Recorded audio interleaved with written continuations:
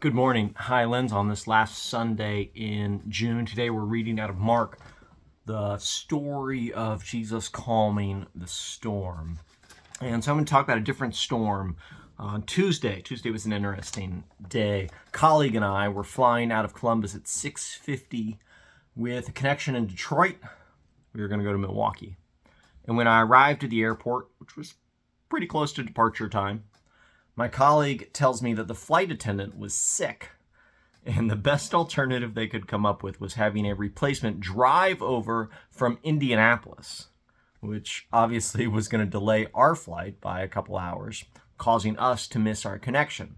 So they rebook us on a 12:15 flight out of Detroit.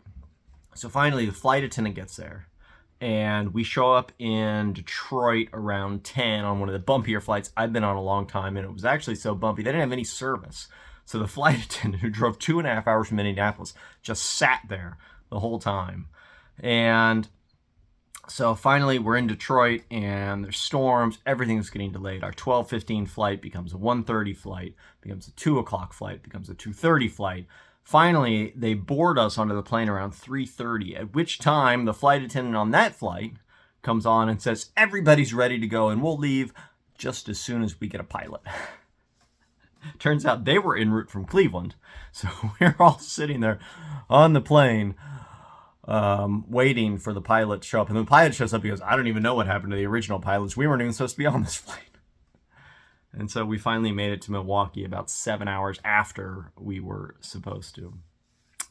The whole time I'm sitting there trying to figure out exactly what the good people at Delta are thinking. Why was the closest substitute in Indianapolis? Why did they put us on a plane that didn't have a pilot? Why didn't they tell us up front that our flight out of Detroit was never going to leave on time? So many questions. I have answers to exactly zero of them. Flying is hard because you have to give up any sense of control. From the moment you park your car, you are at the mercy of large organizations dealing with a whole lot more than just you.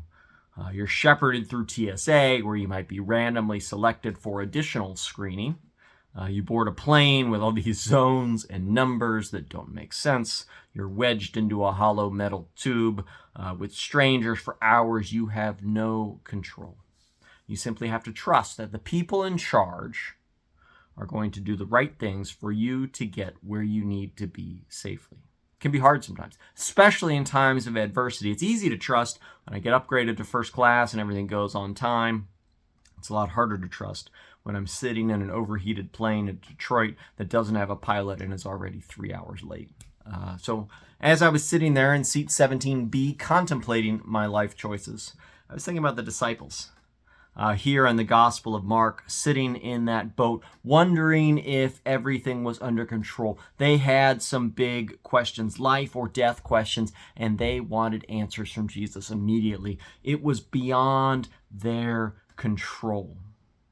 Now, fortunately, because they didn't have to worry about getting arrested if they spoke up, like I would have if the flight attendant might have, if I'd spoken up to the flight attendant, they woke up the man in charge, and they asked him if they were going to die. Welcome to our reading from Mark. See, sometimes I hear people talk about the Bible being archaic, that it doesn't have much to say to 21st century Americans, and people will pull out examples of texts or stories that are archaic and that need contextual help to get interpreted into modern day and age. But people haven't changed. When I read the Old Testament, when I read the New Testament, people are the same. Our hearts, our minds are in so many ways. The situations they found themselves in are ones analogous to what we find ourselves in. The Bible is filled with timeless wisdom because it's inspired by the Creator who made us, and it's telling our story. It's not a story of a bunch of strangers, a bunch of people we don't relate to. These are our people. This is our story.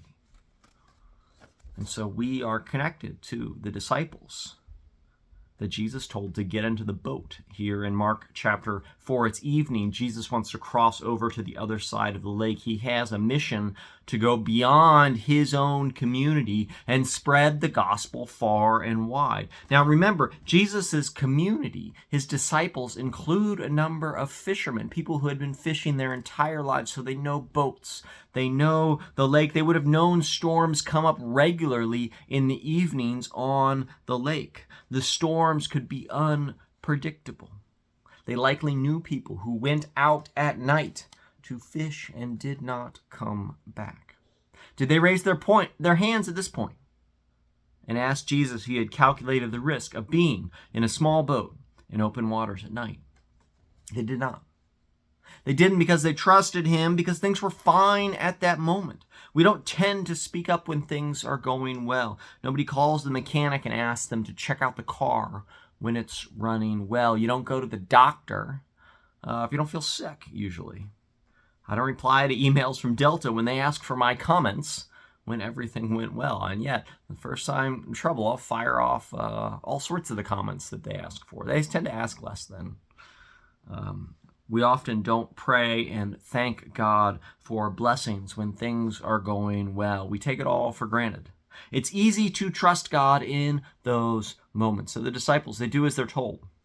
But then the storm arises. Waves are breaking into the boat. Now, I've been on some boats, not an expert boater, but I've been on enough boats to know the common rule is the water is supposed to stay on the outside of the boat.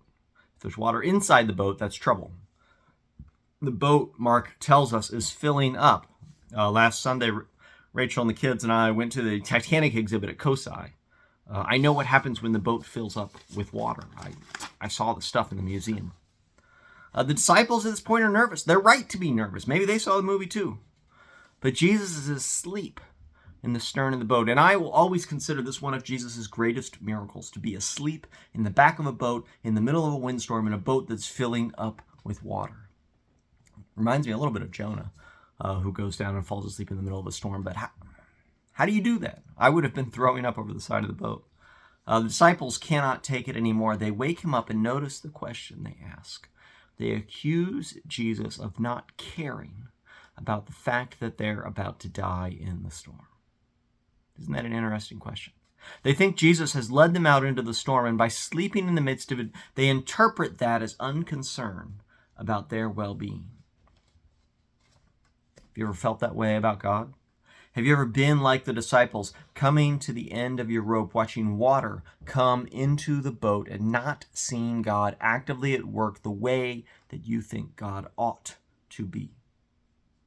Maybe at some point you assumed God didn't care what happened to you. Maybe you thought God was focused on other people, other problems, and your drowning in the midst of your troubles wasn't a priority item for God. That's what the disciples thought.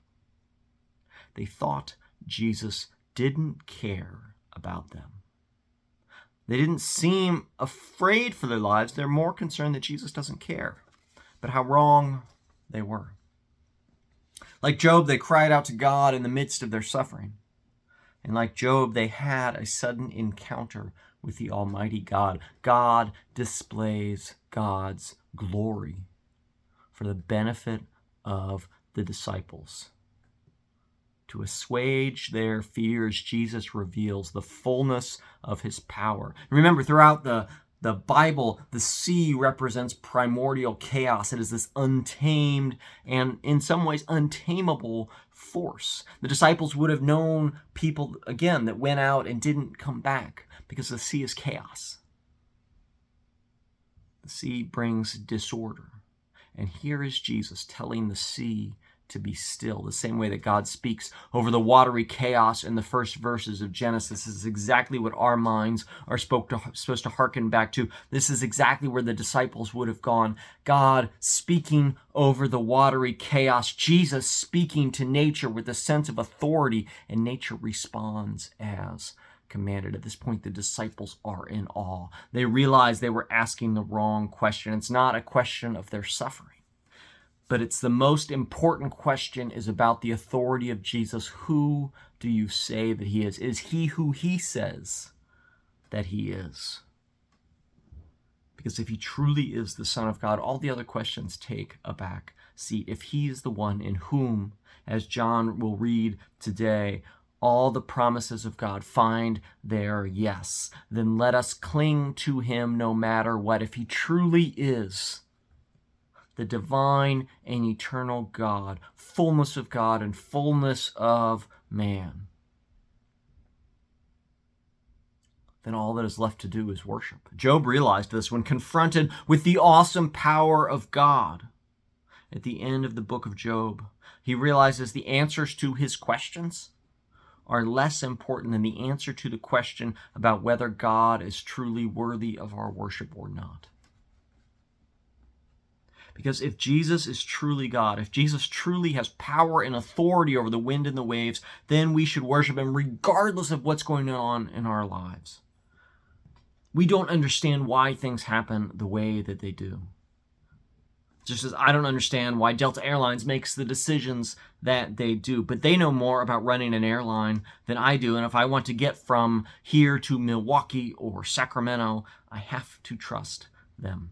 In the same vein, if we want to build a relationship with the divine creator of the universe, I have to trust in God, despite some of the big questions about why things happen the way that they do. I can ask those questions, but they're secondary questions to, is God truly who we proclaim God to be? Is Jesus who we proclaim him to be? And if so, is he worthy of worship? Jesus asked the disciples, he says, why are you so afraid? The answer to me seems pretty obvious.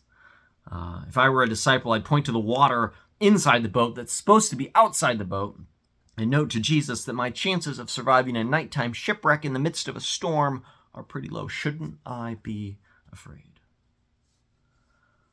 But Jesus would ask me the same question he asked the disciples. Where is their faith? Where is my faith? I'm not meant to understand the greater workings of the planet.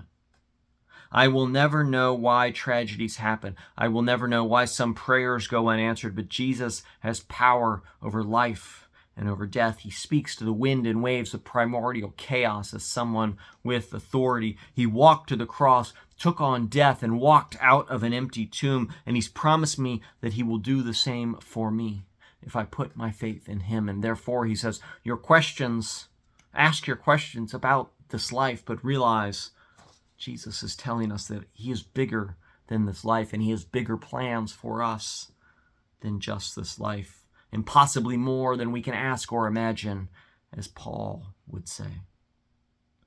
Jesus would tell me it's not my place to understand everything. It's his place.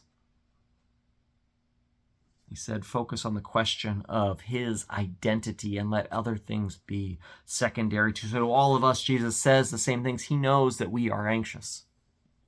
He knows that we're afraid. I didn't watch all of the presidential debate on Thursday night, but I watched enough to know that anybody who's paying attention is concerned for any number of different reasons. The world is in a storm between political situations, economic uncertainty. There is war in any number of places around the world. And to each of us with anxious hearts, watching water leak into the boat, Jesus says to us the same things that Jesus says to the wind and the waves. Peace, be still.